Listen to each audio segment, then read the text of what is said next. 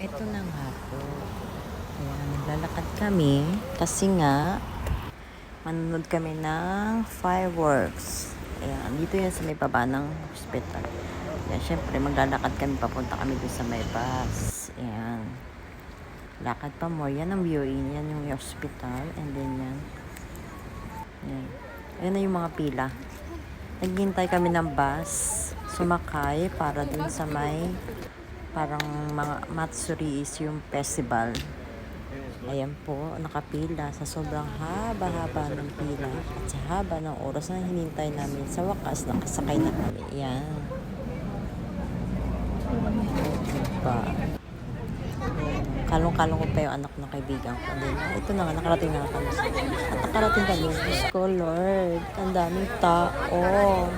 At ang init. Grabe. Yung mga ilaw. Yan yung po yung mga tinda ng mga pagkain.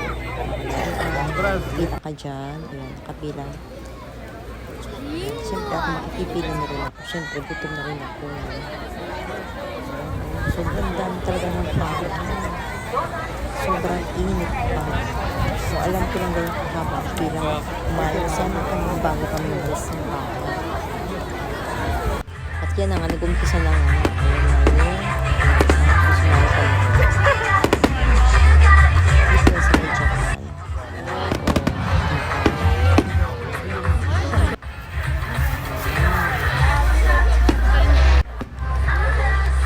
Actually, mga 20 minutes lang yata yan.